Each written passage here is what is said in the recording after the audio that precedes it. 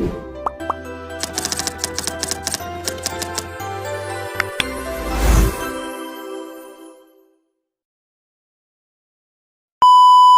nggak sih kita mikir kenapa sejarah manusia itu selalu berubah-ubah?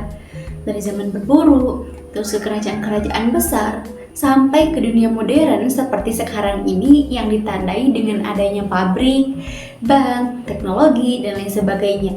Apakah semua itu cuma kebetulan? Nah, Karl Marx, seorang filsuf dan ekonom abad ke-19, punya jawaban yang cukup berani.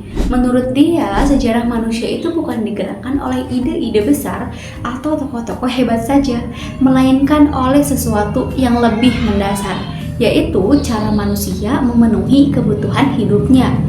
Nah, inilah yang disebut Marx dengan istilah materialisme historis. Nah, di video ini kita akan bahas apa itu materialisme historis, bagaimana cara kerjanya, dan kenapa pemikiran ini masih relevan untuk memahami masyarakat kita sekarang. Bagian pertama, apa itu materialisme historis? Nah, materialisme historis merupakan pandangan bahwa faktor ekonomi atau kondisi material adalah dasar dari semua perkembangan masyarakat dan sejarah. Artinya, cara manusia memproduksi, berbagi, dan menggunakan sumber daya akan membentuk struktur sosial, politik, bahkan budaya. Nah, menurut Marx, ada yang disebut dengan basis dan ada yang juga disebut dengan suprastruktur.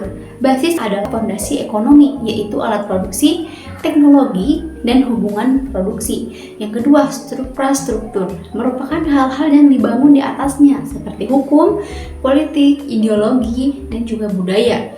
Logikanya itu gini, kalau cara produksi berubah, maka struktur manusia juga akan ikut berubah. Misalnya, ketika manusia beralih dari pertanian tradisional ke industri mesin, bukan hanya cara kerja yang berubah, tapi juga hubungan sosial, bentuk pemerintahan, hingga cara berpikir masyarakatnya. Bagian kedua, tahapan sejarah dalam materialisme historis.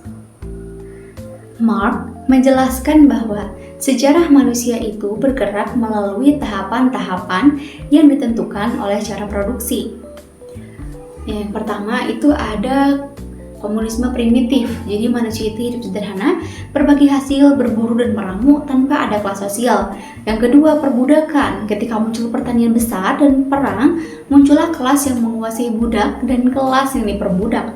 Yang ketiga, feodalisme, kekuasaan di tangan tuan tanah, sementara petani bekerja di lahan dengan kewajiban membayar sewa atau upeti. Yang keempat, kapitalisme, munculnya kelas borjuis yang menguasai alat produksi modern dan kelas proletar yang hanya bisa menjual tenaganya. Yang kelima, sosialisme. Nah, pada akhirnya komunisme modern menurut Marx itu sistem di mana alat produksi dikuasai bersama untuk menghapuskan pendidasar kelas. Nah, menurut Marx, setiap tahap sejarah itu penuh dengan konflik kelas, dan konflik itulah yang mendorong lahirnya perubahan besar. Jadi, sejarah manusia adalah sejarah perjuangan kelas. Bagian 3. Mengapa relevan? Nah, sekarang muncul pertanyaan, kenapa kita perlu memahami materialisme historis di zaman sekarang? Ada beberapa alasan.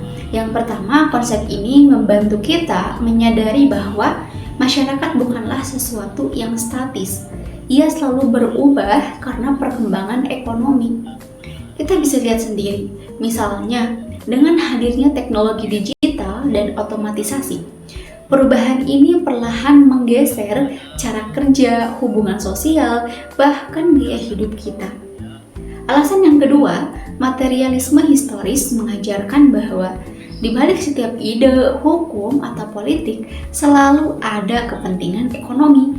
Jadi, kalau ada kebijakan atau fenomena sosial, Marx mendorong kita untuk bertanya, siapa yang diuntungkan dan siapa yang dirugikan?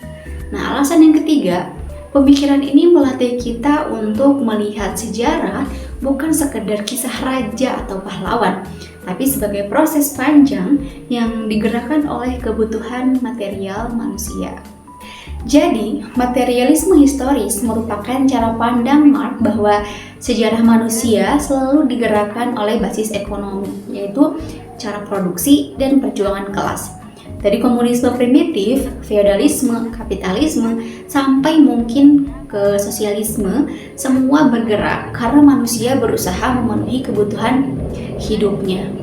Nah, dengan memahami ini, kita bisa melihat sejarah secara lebih kritis dan tidak hanya berhenti pada permukaan. Karena pada akhirnya, perubahan besar dalam masyarakat selalu berawal dari hal yang paling mendasar, yaitu bagaimana manusia mengolah dan membagi sumber daya.